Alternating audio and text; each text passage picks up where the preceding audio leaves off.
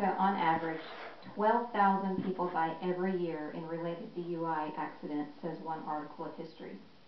900,000 are arrested each year for DUI or DWI. And a full 1/3 of those are repeat offenders. My name is K Velasco, and I investigated drunk driving using statistics and facts from several different sources. I found that the death toll in America related to drunk driving is absolutely not acceptable. Let's start by looking at the problem. Thousands of Americans die every year due to drunk driving. According to random facts of drunk driving, drunk drivers cause approximately 1/3 of all traffic fatalities in the U.S. In 2007, the death toll was approximately 12,000 people. In 2008 and in 2009, it was approximately 11,800 people. On average, someone in the U.S. is killed by a drunk driver every 40 minutes, according to random facts of drunk driving. Roughly 3 in every 10 Americans will be involved in an alcohol-related accident at some point in their life. In a study from Cognac, the highest rates of drunk drivers occur among drivers of 21 to 24 years of age, which makes up 35% of all alcohol-impaired drivers involved in fatal collisions. According to my study, a first-time drunk offender has already driven drunk 80 times before they have been arrested, which was a very interesting fact to me. Now that we know the problem, let's find a solution. The federal government should enforce laws that already exist, but to a further extent. Unlike the present situation, in which only repeat offenders' cars are installed with ignition interlocks, which is a device that prevents someone who is drunk from driving, federal law should make ignition interlocks mandatory for all car manufacturers to install them in every car made. Ignition interlocks is a device that is attached to the starter switch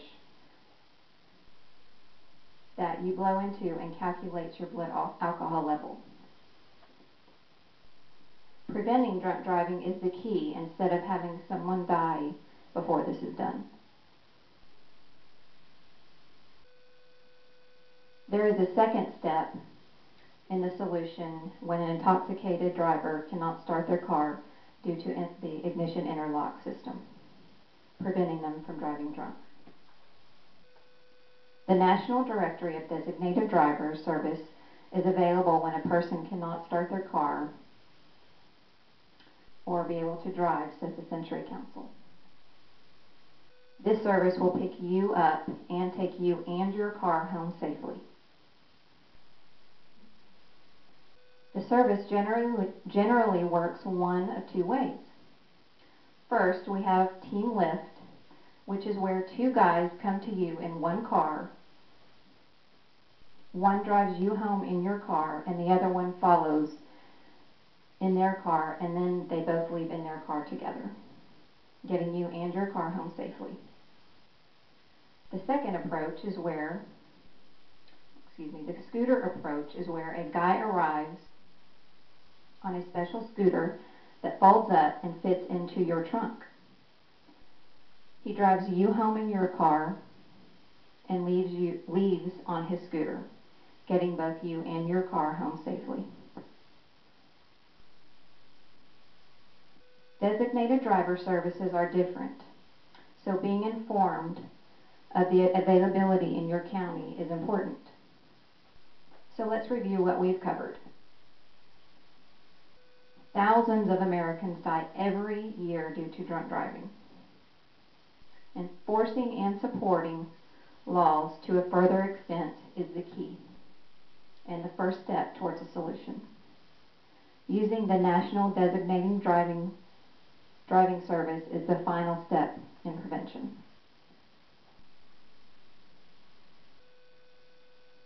Drunk driving in America is responsible for thousands and thousands of deaths every single year. By enforcing and supporting tougher laws, we can save lives. Thank you. Now, are there any questions? Yes, what does the ignition interlock do if you have it in the auto? It actually will not allow you to start your car when you turn the key. It won't allow it to come on at all. Anything else? What is ignition interlock exactly? It is a device that is attached to your starter on your car, and it calculates if you've been drinking or not to a certain point. And if you have been drinking, it will not allow your car to start. Does every county have a designated driver service? No, actually. You'd have to go online and look up your county and Google it, and it will tell you the numbers, the phone numbers, addresses in which you would need. Anything else? Do you think all Americans will support these solutions? I believe that the majority will. If we don't want any more fatalities in America due to people driving drunk, then I believe that this would be a good solution to it. Anything else? Okay, thank you.